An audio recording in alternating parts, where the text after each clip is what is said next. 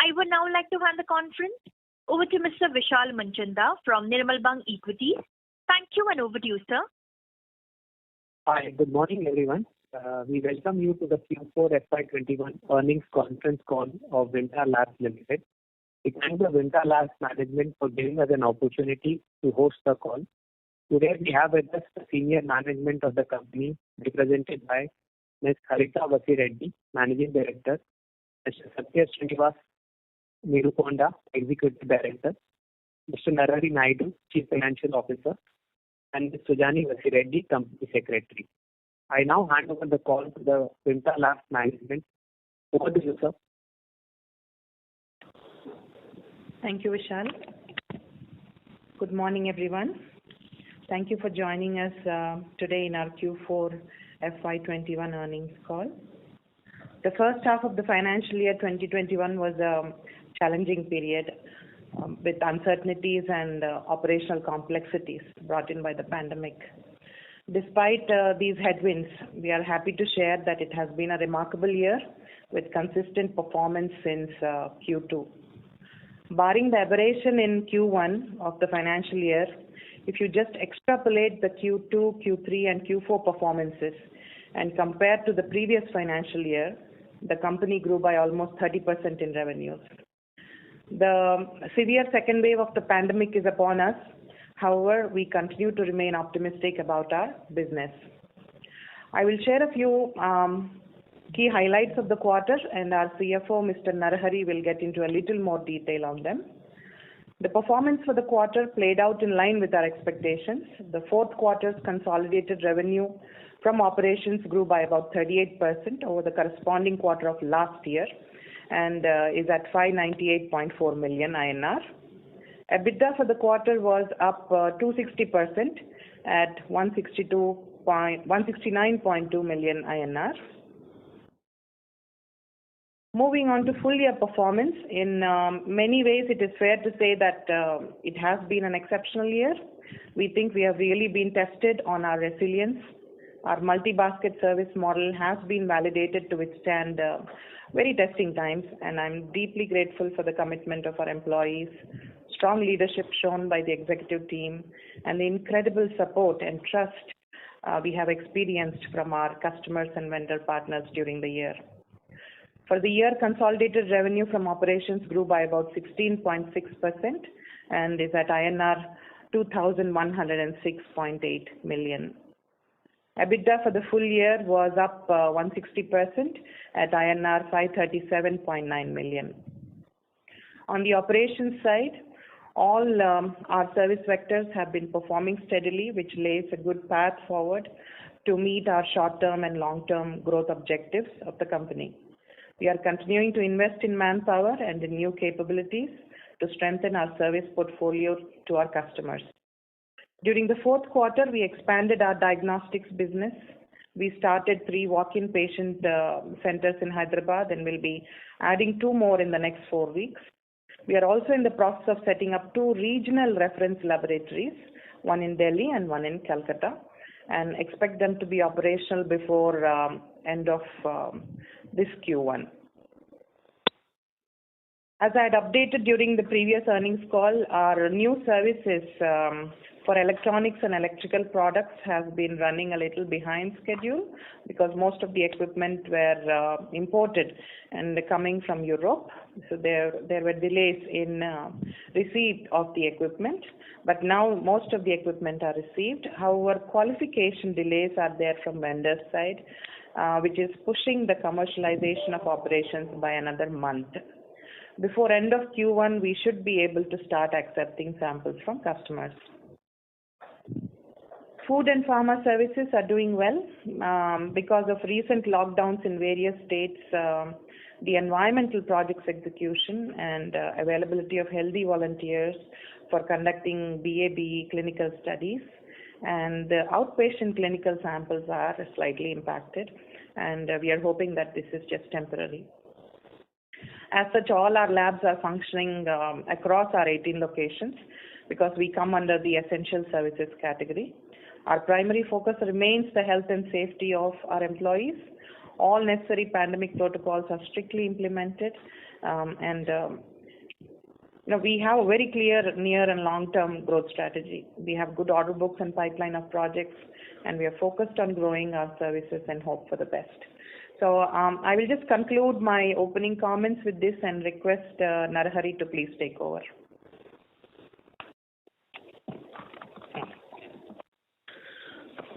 Thank you, Ms. Harita. Good morning, everyone. Firstly, I hope you and your loved ones are in good health. Let me talk about a few key performances on the financial side. Despite the unprecedented challenges of the pandemic, Vimta sustained and grew. We have delivered steady financial performance during this quarter with the highest ever quarterly consolidated total income of INR 600.8 million. Our consolidated revenue from operations increased during the quarter by 2% sequentially and 38.3% year-on-year. The total consolidated revenue from operations stands at 598.4 million. Our consolidated EBITDA of INR 169.2 million compares well with INR 169.7 million of previous quarter, and it grew by 158% year-on-year, driven by strong underlying performance across almost all the business verticals of Vimta.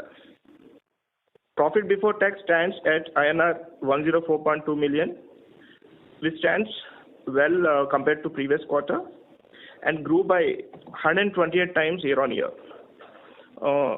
This was owing to strong operating performance and reduction in working capital utilization. Moving on to full year performance, our consolidated revenue from operations increased during the year by 16.6% to INR 2106.8 million.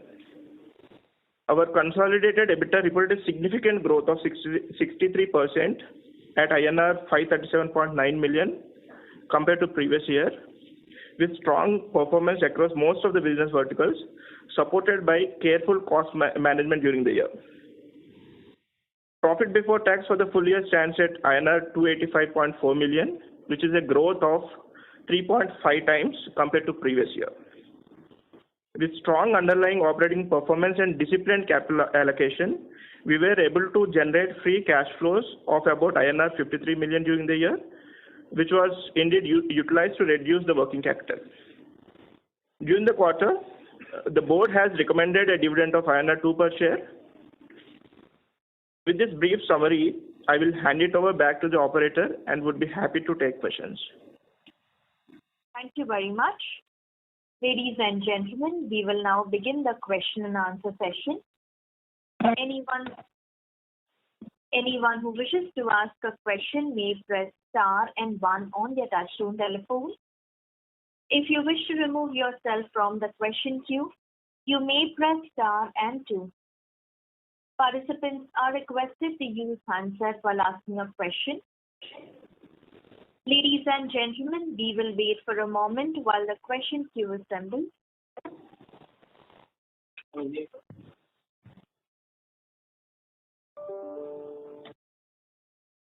The first question is from the line of Parag Someshwar from AG Securities. Please go ahead.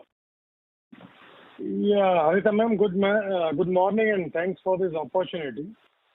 In one of your interviews and also in Q2 earnings call, you had stated that with the current infrastructure, the company can achieve revenue of 300 crore plus and EBITDA margin of 30% plus.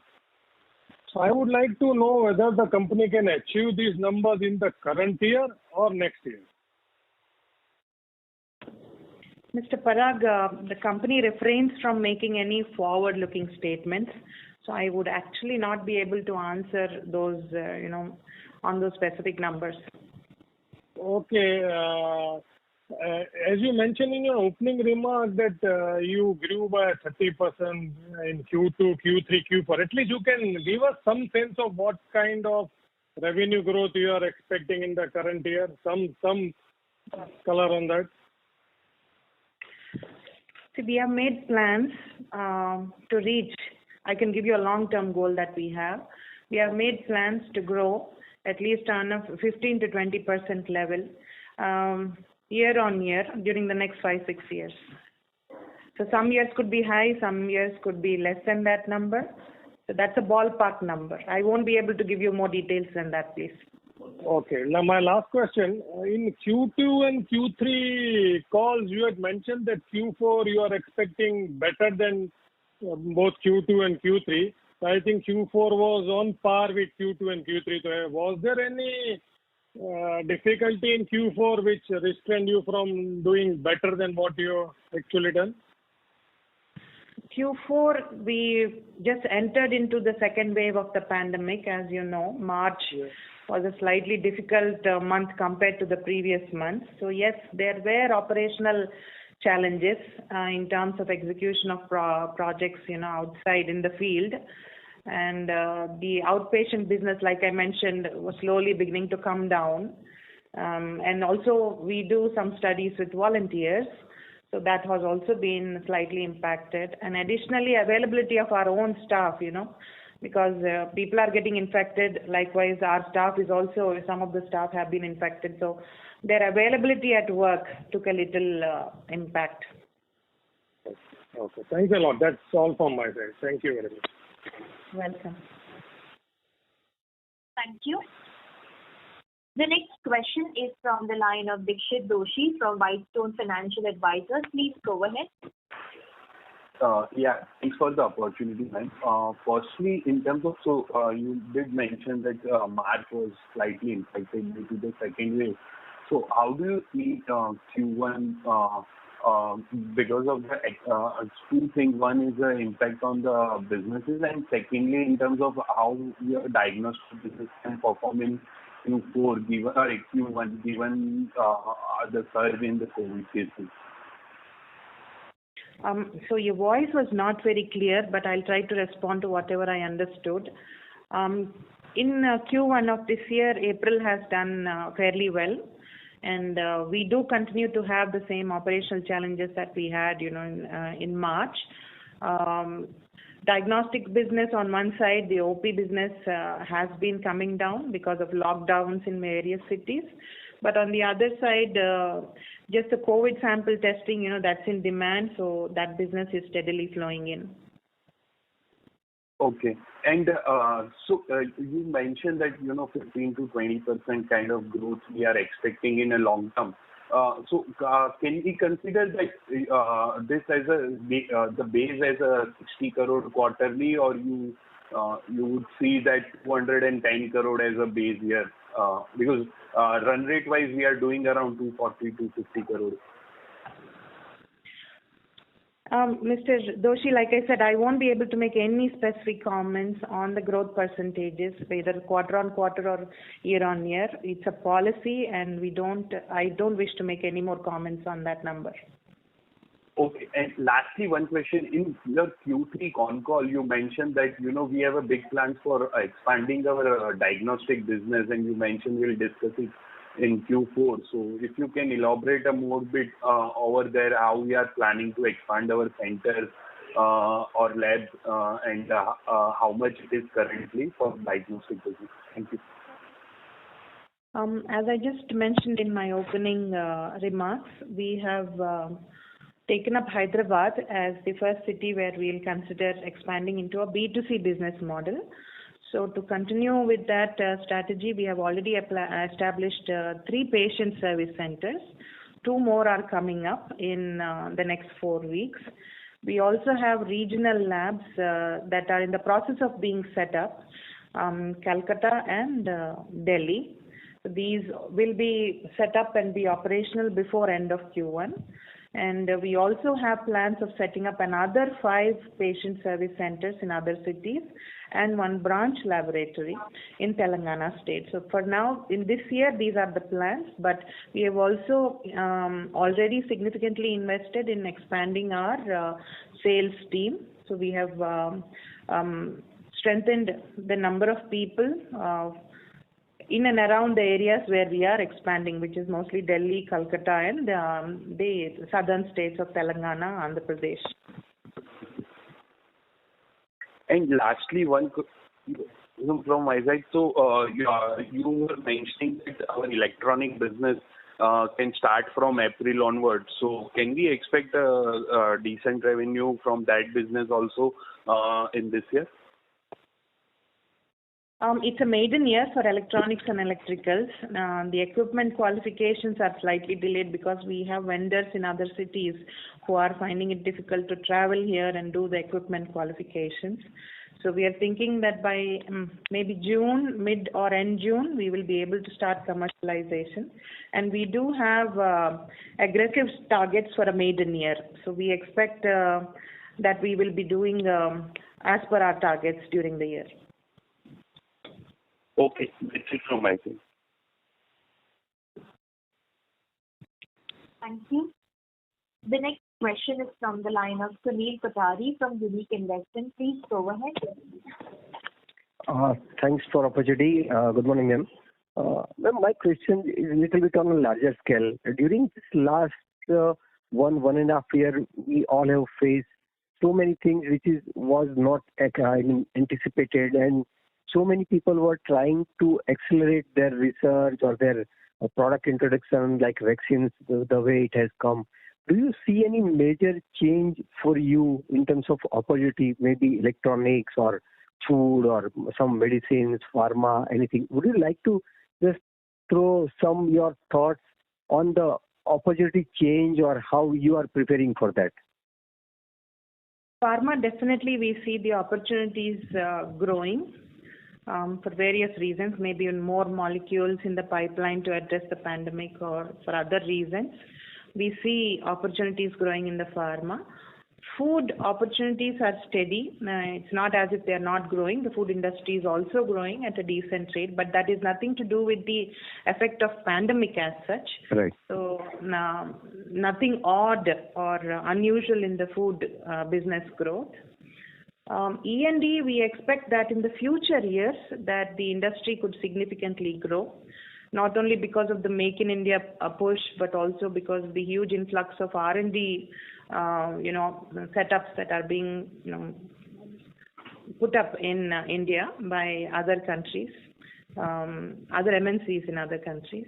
Mm-hmm. Here we see the possibility of a good growth in the E&D segment, E&D testing segment, I mean.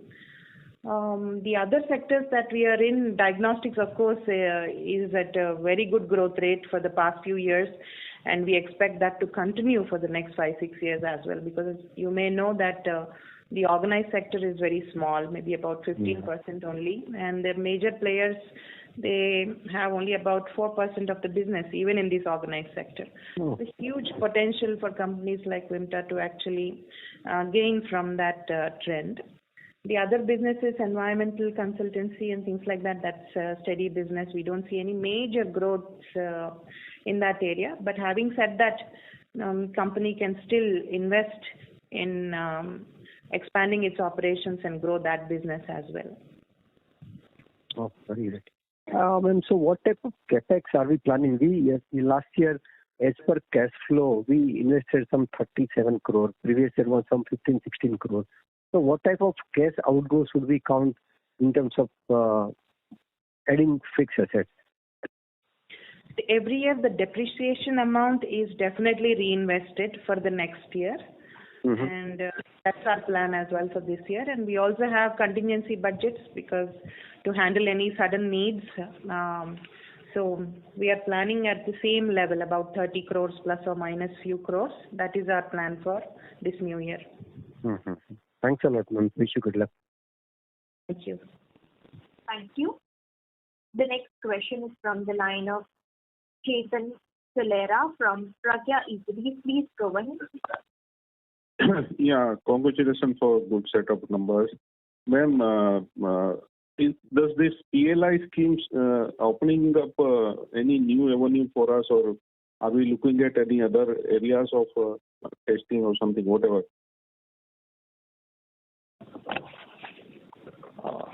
Thanks, Chetan, for asking the question. So PLI as such, we don't have any advantage coming. So we have SCIS scheme which is in place. We have been claiming for the past years, and for the current year also it is applicable. So no advantages to us because of this PLI scheme? At this point of time, there is no advantage which I foresee. Thank you. Thank you. Thank you. The next question is from the line of Jayesh Parekh from JMP Capital. Please go ahead. Good afternoon. Good morning. Ma'am, can you tell us one thing? See, if you see the last 5 years revenue growth, and if you see the last 5 years, the major growth in EBITDA, and if you see the increase in financial cost, do you really think that something still has to be achieved from whatever we have invested so far in the company? When we invest in, when we make large investments in growing a particular portion of our business, usually it takes time. It has a curve before it can reach a peak. So that is what is, happening for us in some of our business segments. So yes, there is a lot to be still achieved from the investments that we have made. Yeah, because last 5 years we don't see anything in terms of profit generated vis-a-vis incremental revenue. Because if you see what was our PAT or what was our EBIT 5 years back, even today in absolute terms, we have same amount of EBITDA in spite of incremental revenue achieved in last 5 years. Then our growth is not more than 10%. If you can go back a little more, maybe you will see that in the last 7 years, we have actually increased the company revenues from 100 crores to now 200 crores plus. So that's a significant top line increase. Now, the bottom line may not have commensurately increased, but that's because, like I said, the economies of scales have to now start kicking in. When that happens, your EBITDA and your profits, the margins get better. So can we presume that as and when we grow from here, the EBITDA will grow better than the revenue growth? Yeah, we expect that the EBITDA will get better. Right now our EBITDA is around 25%. So can we say that this EBITDA can jump much superior way for every incremental revenue? No, not in arithmetic proportions. They are not directly proportional. With every step, you would always need to infuse more resources into the organization. So it won't be a proportional growth, but yes, definitely the EBITDA will improve. Because your guidance is only 15%, so I was just wondering that on an incremental revenue of 15%, what incremental contribution will come to the bottom line?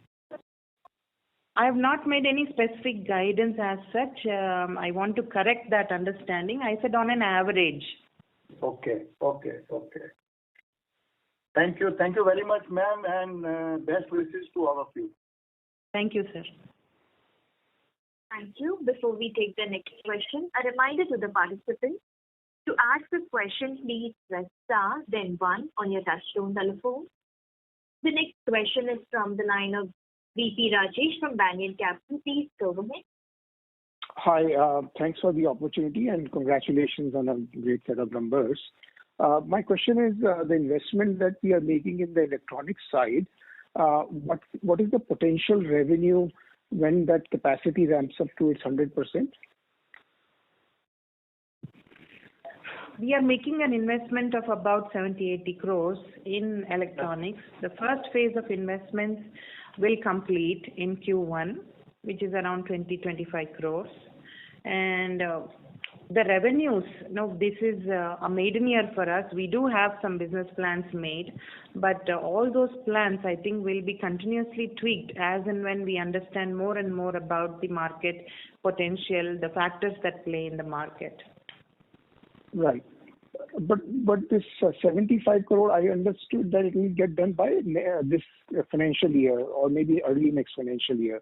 So my question is that. No, 75 crores is a plan for the next 5 years. Oh, next 5 years. Okay, I'm sorry. So let's say once are you planning to add more capacity in this year in the electronic side? No, not in this year. Okay. So with that 25 crores of investment, what is the potential revenue? I assume that it won't get to 100% in the current year, clearly, but in the next year, probably it will get to 100%. What will be the revenue once you are using all that capex? Third year, we expect that it could be 100%. Okay, third year. Okay. And what will that number be? Is it 2 times of the investment or more or lower? If you can just give some idea of that. We are expecting that it could be a 1:1 after 3 years. 1:1. Okay. All right. Thank you. Thank you. The next question is from the line of Viral Bansali, individual investor. Please go ahead. Yeah, hi. Am I audible? Yes. Yes, Yeah. sir. Well, thanks for the opportunity and congratulations for a very good set of numbers. And it's very heartening to know that our company has finally woken up to the opportunity available in the diagnostic space. So my question is regarding those 2 labs that we are planning to open up in Delhi and Calcutta. So what kind of laboratories will be these? These are regional reference laboratories. That means they'll be slightly bigger in scope when compared to branch laboratories, which do just the basic tests. But we have a central reference laboratory, which is Hyderabad, where we have a full scope of tests. So this is something in between. Yeah, so would it be safe to assume that this will be like the main lab and then we'll have collection centers if, need be throughout the city? It will be a main lab for that region. Yeah, agree. So then we need to have some collection centers also throughout the city, right? Because not everybody can reach the place where our lab is. Yes, the plan is to have collection centers.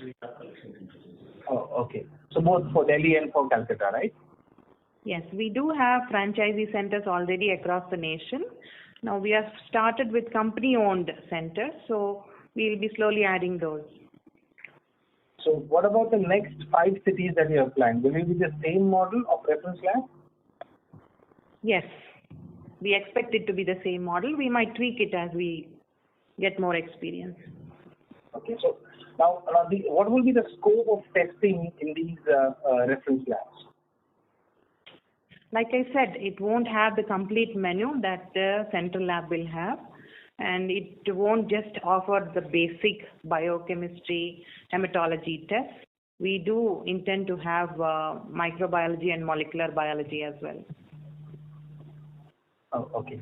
So now will these labs be very close to adjacent to our already existing food labs there, or will be separate location? They are independent. Oh, okay.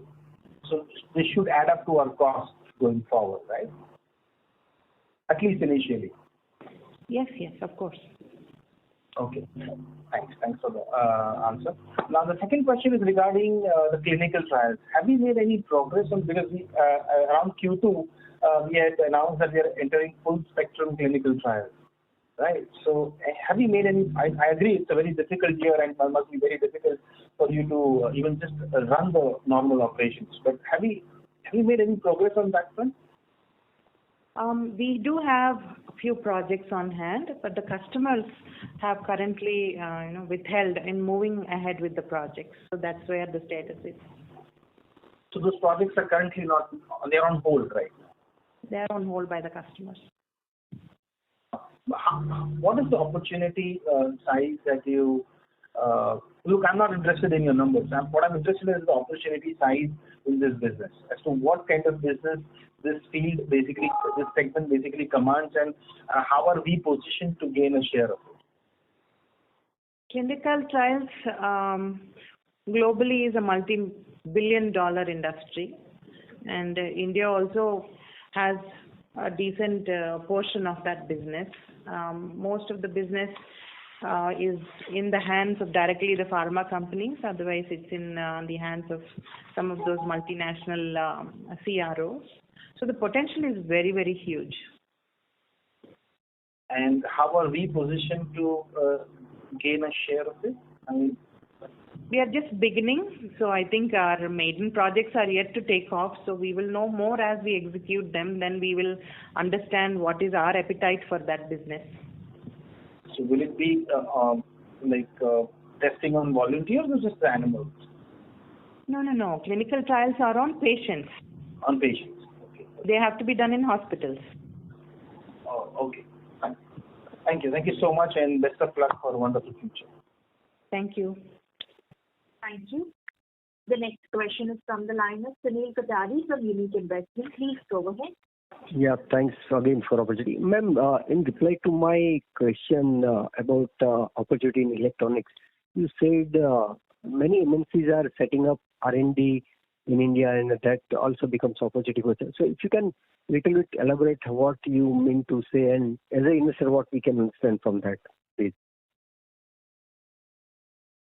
You may know that the automobile industry has been growing, and there are a lot of automobile manufacturing that happens in Chennai, Pune, and Bangalore is a hub for electronic products. Delhi is also a hub for electronic products, and you have a lot of these MNCs that have come to India to set up their R&D operations. So when they are developing new prototypes of products, they typically have to put their products through electronic EMI/EMC testing. So that's a capability that we have built now at Vimta. So all these companies, big ones, they may have some sort of a EMI/EMC capability within their organization, but there are many who do not have this kind of capability. So they typically tend to outsource. And you also have a lot of components that go into your defense items, military items, your aerospace, many items. You have telecom products, you have Internet of Things, products related to IoTs. There are Wi-Fi products. So practically everything is digital and electronic these days. And there are medical devices which are now under DCGI.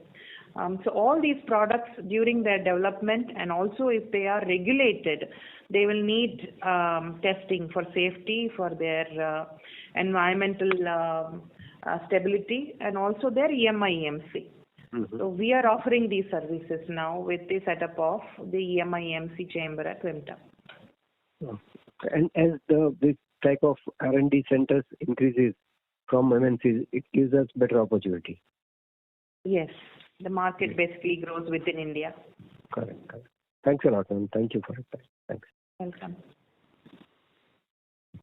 Thank you. The next question is from the line of Mahesh Karda, individual investor. Please go ahead.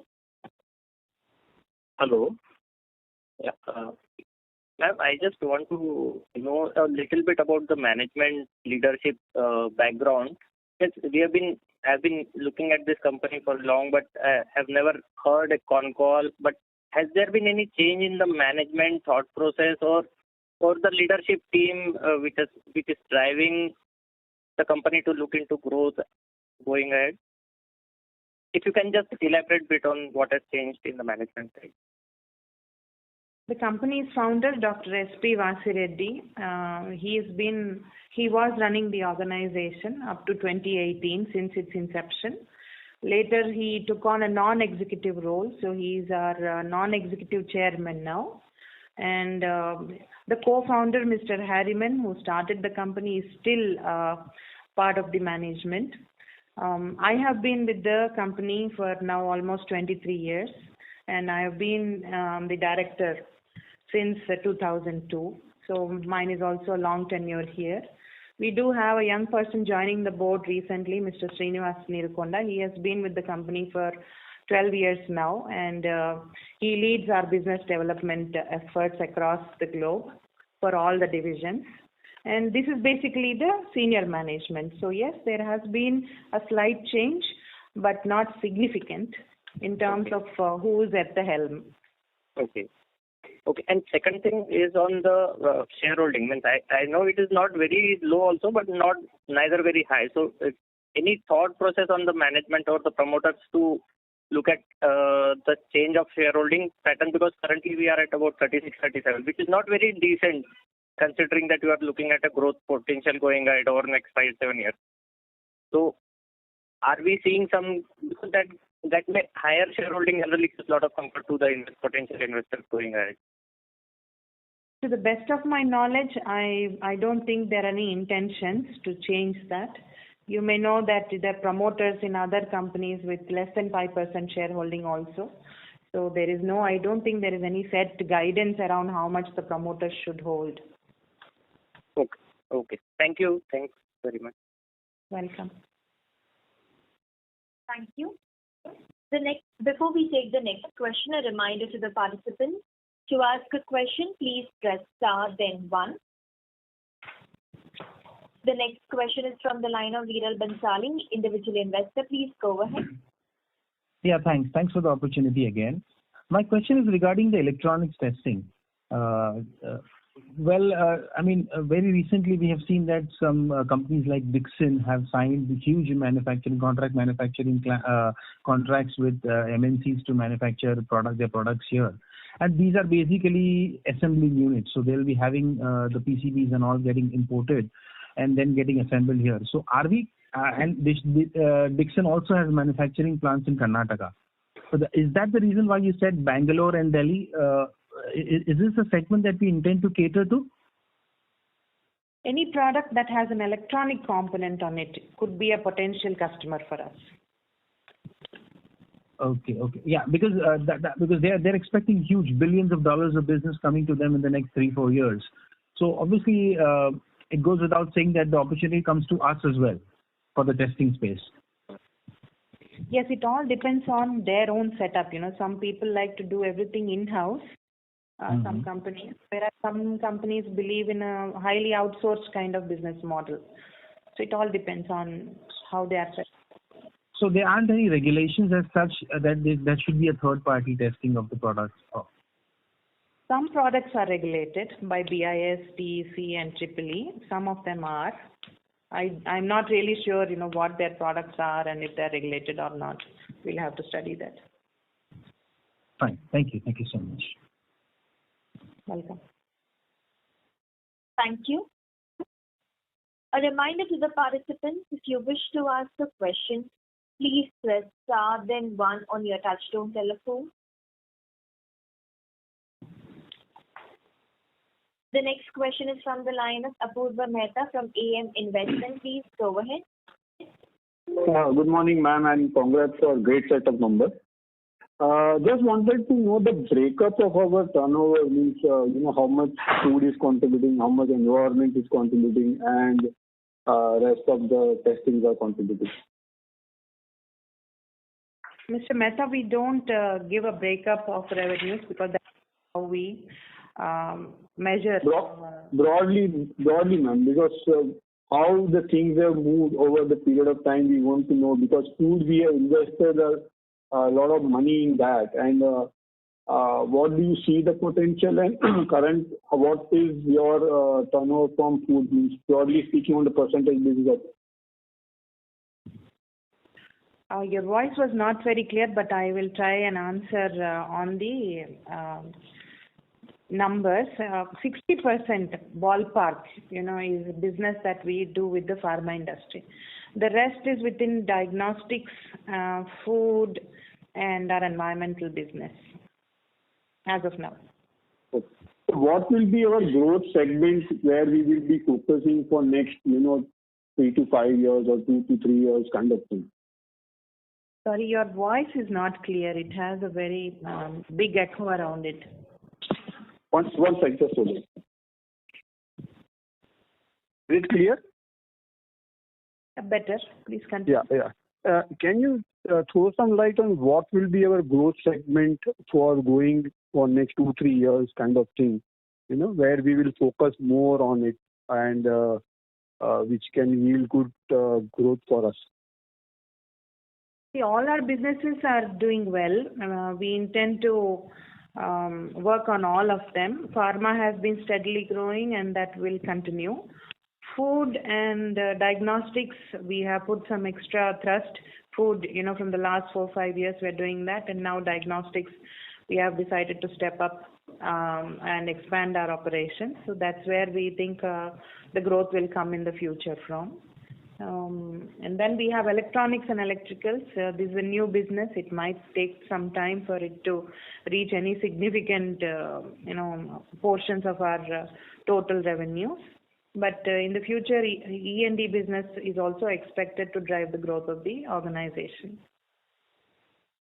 And on the new front, on the B2C front, what kind of growth you see and where you want to scale up kind of thing?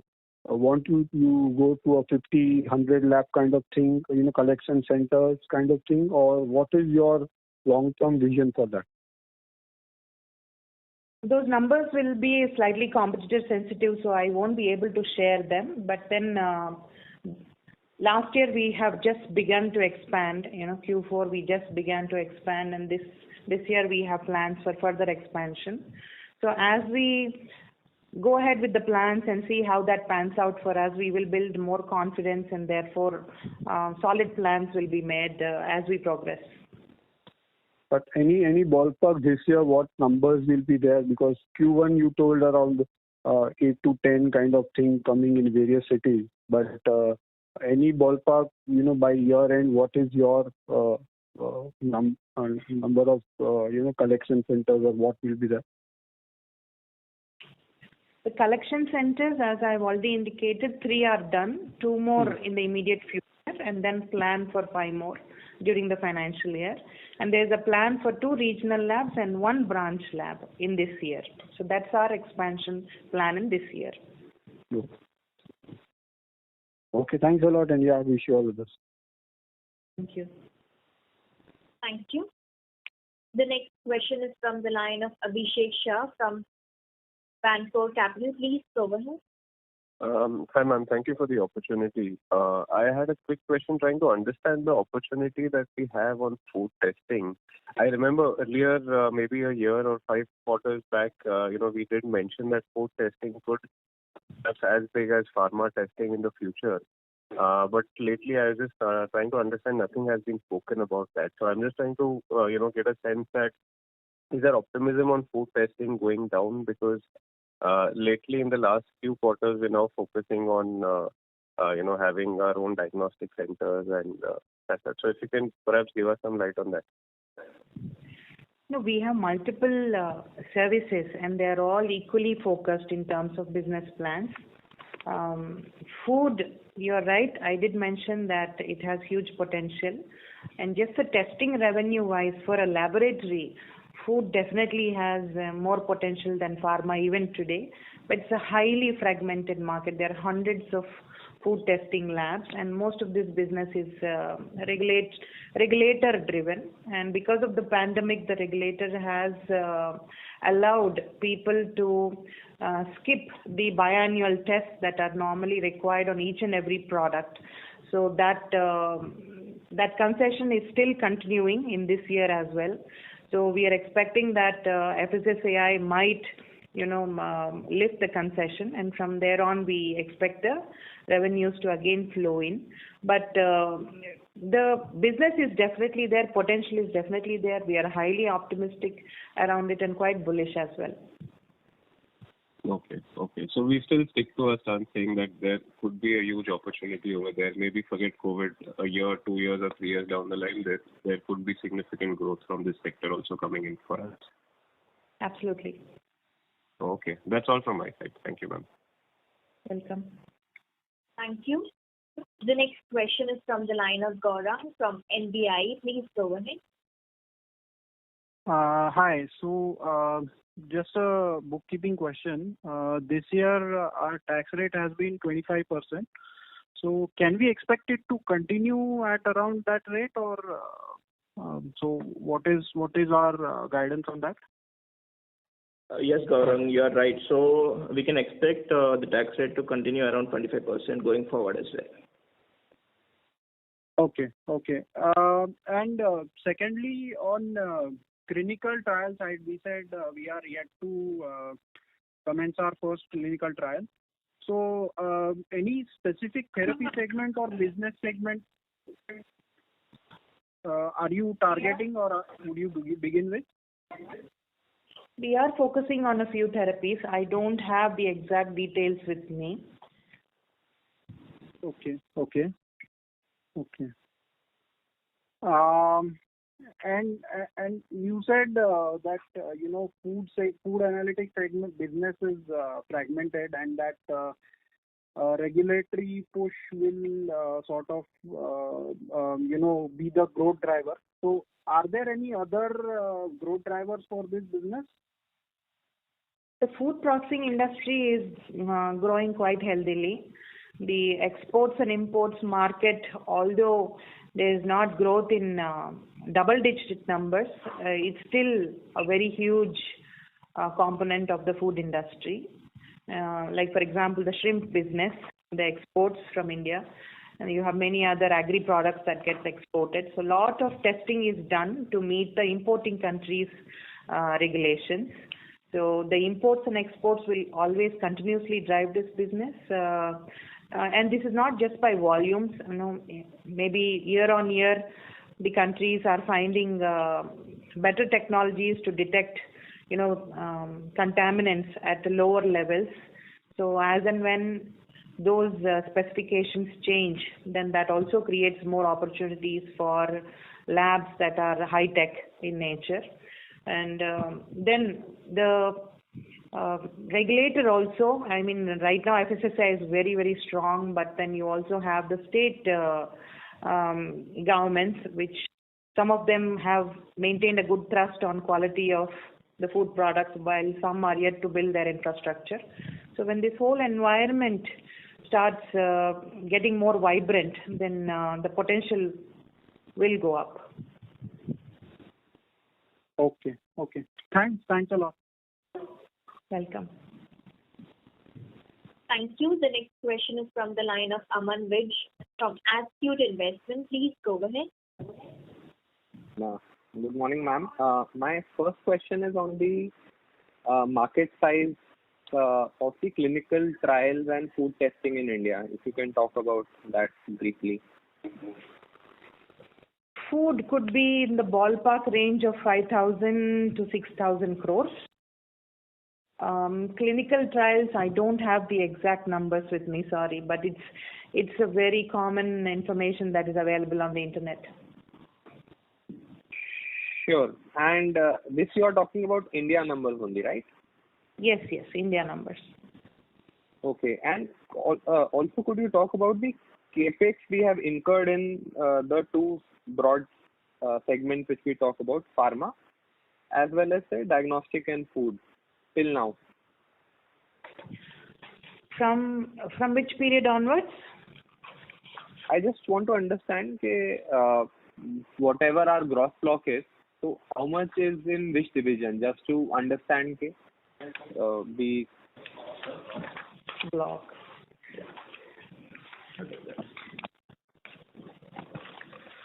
Yeah. So the major portion goes to our pharma vertical. So that being the major chunk. So we have added about 19 crores of capex during the full year, and followed by environment also a bit of that. Major, almost 60 to 70% of our capex addition goes to analytical pharma. And sir, if I look at historically like 140-150 crore of gross block which we have, so is it correct to assume 60-70% will be pharma gross block and the remaining will be the other segments? Yes, general capex, it may be right to assume.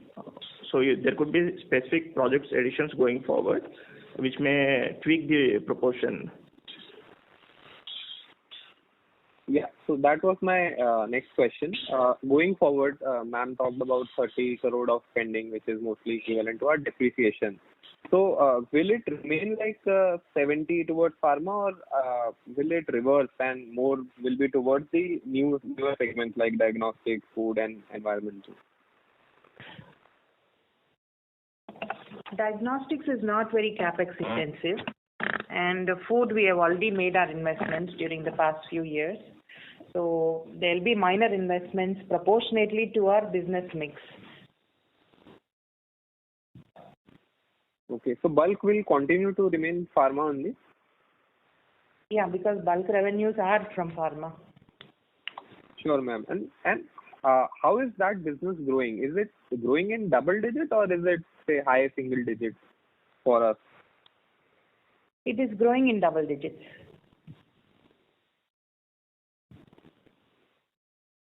Sure. That's it from my side. Thank you. Welcome. Thank you. The next question is from the line of Jigar Shah from Financial Research. Please go ahead. Yeah, thank you for taking my question, ma'am. I have two questions. One is the diagnostics business. I mean, would be approximately how much of our revenue? About 15-20%, I think, or of the total revenue of 212 crores? Mr. Shah, we are a one segment organization. We don't give that kind of bifurcation. But just for general understanding, I have shared that 60% is business and rest is everything else. So beyond that, I will be unable to share any more detail. So 60% is pharma, you said, right? Yes, yes. And the rest, food, diagnostics, and environmental, etc., would be the remaining. Yes. Secondly, ma'am, at the end of Q3 conference call, you mentioned that a new video release is due to be put up on the website of the company relating to our services. Has that been updated, ma'am?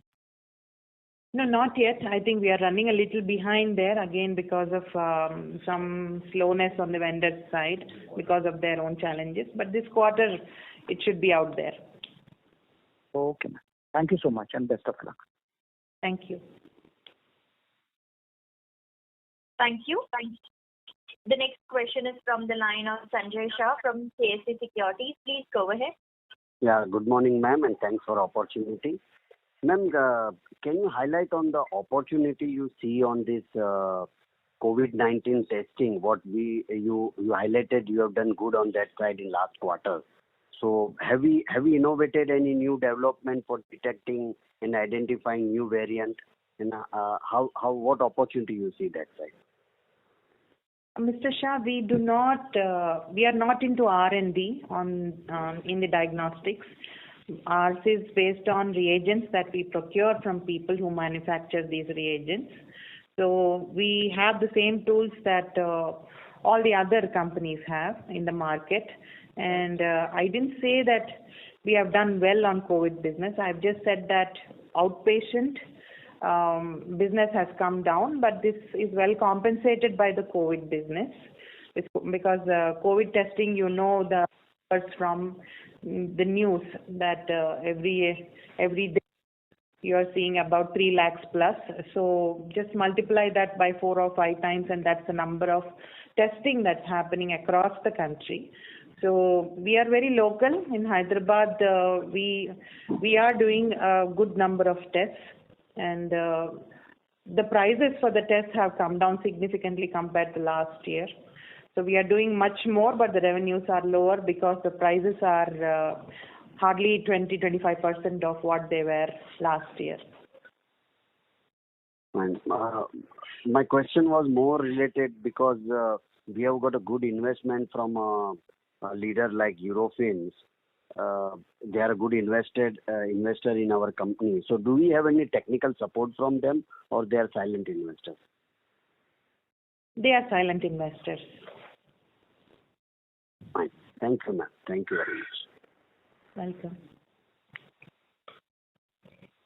Thank you. The next question is from the line of Vimta, individual investor. Please go ahead. Yeah, thanks for the opportunity once again.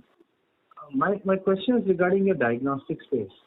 I presume a major portion of your diagnostic business will be coming from COVID. Is it true? COVID testing? No. No. Okay, so obviously maybe not in the Q4, but I think in the Q1 of this year, it must have picked up as the COVID wave accentuated from April onwards. So have you seen a pickup in the business from April? In April, it was a significant portion, but was it the largest portion? No. I mean, the largest portion among the diagnostic business, in the diagnostic. It is not. Okay. And can you share as to how many tests we have done for COVID? I don't have the exact numbers with me. Mm-hmm. If you could share like a rough figure as to how many have we done in the Q4 and maybe in the till now in the Q1? Monthly, we can expect around 30,000. Around 30,000 tests. Yeah. Okay. So, because sitting here in Mumbai, I will not be able to do a channel check. What could be the average price of an RT-PCR with Vimta Labs? The government has priced it at 500 rupees. We have no play in that. Okay. Now, since you said that the prices of RT-PCR have gone down, right? But then the prices of kits have also gone down. The Yes. kits that you use for testing, right? Yes. So that should not, obviously, on an absolute volume, yes, it may affect your volume. But the margins wise, I think the margins should be maintained, preserved. They are maintained. Okay. So what is if you could share a total number of tests done by Vimta in the Q4? Not just COVID, just the number of tests done by our diagnostic business. We do about 3,000 to 3,500 samples every day. So that's about 1 lakh testing. Okay, and average realization per test? You are asking for too much detail, Mr. Viral. I won't be able to share all that. It is competitor sensitive. Yeah, but then even the competitors can know your price on the market, right? So They may know, but don't have to publish it, right? I agree. But I mean, just to get an idea of the potential of your diagnostic business currently and going forward, that's why.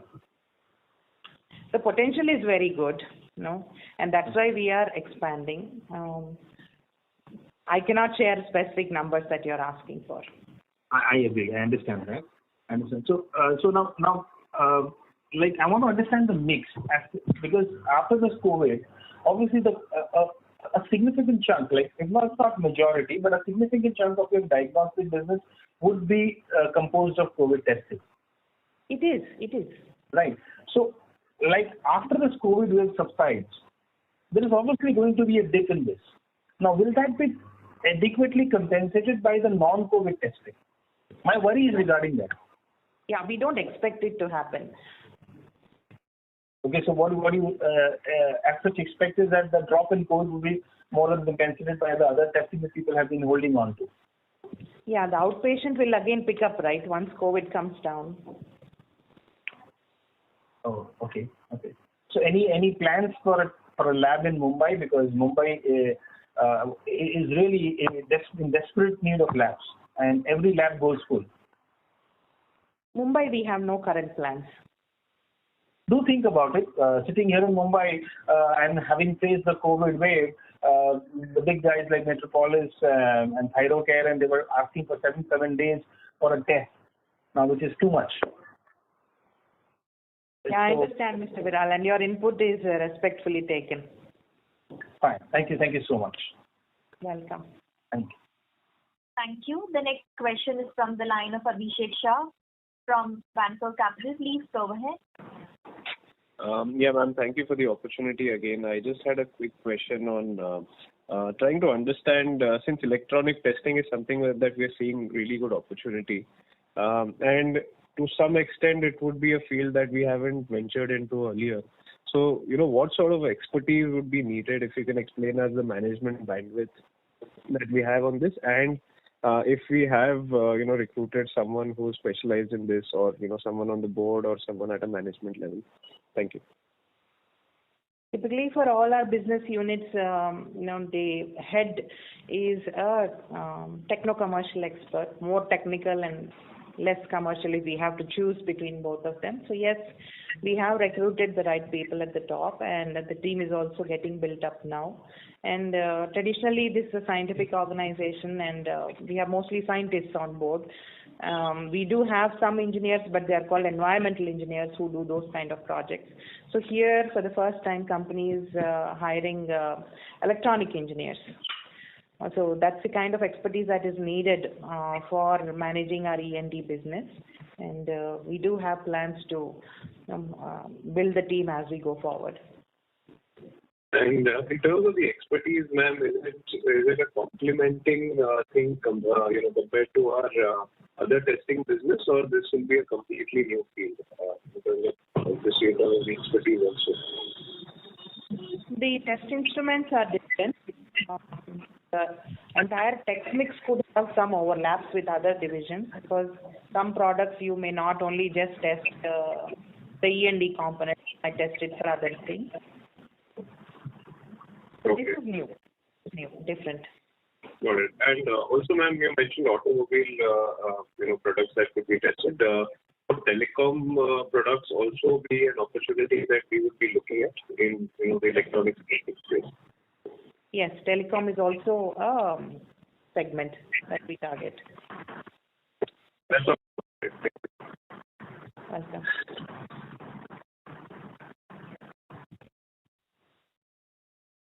Thank you. The next question is from the line of Aman Vij from Astute Investment. Please go ahead. Thank you for the opportunity again.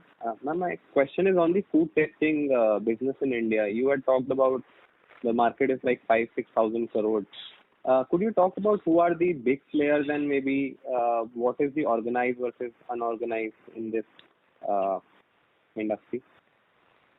There are no exact numbers out there based on any structured market research here. But if you go to the NABL website, there are many labs, hundreds of labs that are NABL accredited for food testing. And there will be probably many more labs which are not really accredited. Some have accreditation for BIS, some for EPIDAF, some for EIC, some for T-Board, some may have it for Spices Board. So the variety and size of these labs is very big, and I don't think there is any published information on the exact numbers. But the potential is huge. Some of the biggest players, and of course we are one of them, are you have SGS, you have TUF, you have Eurofins, you have locally in Hyderabad we have competitors like First Source, there's Reliable Labs, EnviroCare. These are all second tier. But the big ones are all mostly multinationals, and we are the only Indian origin company that is in that league. And any of the MNCs, and it will be obviously your estimate, no numbers, are doing like 200, 300, 500 crore business, or they will be like around 100 crore only? The bigger MNCs I'm talking about, the names which you said. I wouldn't be able to say because they don't publish those numbers. But most of the MNCs rely on their inspection business, and the regular food testing is a component of that inspection business. Okay, while for us food testing is the main business versus the inspection business. Yeah, we are not into inspection. Into inspection, yes. And my second and final question is on the molecular diagnostic which you talked about. Maybe not now, 1 to 3 years hence. Could you talk about the opportunity in India and maybe who are the players who you will be competing against in this sector? The molecular diagnostics is not a basic level test, but it's a mid-level test. And so basically all the labs, mostly, any decent reputed lab will have molecular diagnostics. Ma'am, but what is the size of this segment of the diagnostic in India? I'm just looking at that. And how is it this molecular diagnostic business growing? I wouldn't have the exact numbers on that, sorry, but I'm sure that information is available publicly on the internet. Okay, I try to find out what I could. No issues, ma'am. Thank you for the answer. Thank you. Ladies and gentlemen, due to time constraint, we take that as the last question for today. I would now like to hand the conference over to Mr. Vishal Manchanda for his closing comments. Over to you, sir. Thank you all for joining on this call. A special thanks to the Vimta management. Thank you. Bye. Thank you all. I wish and hope you'll all stay healthy. Thank you. Thank you. On behalf of Nirmal Bang Equities Private Limited, we conclude today's conference. Thank you all for joining. You may now disconnect your line.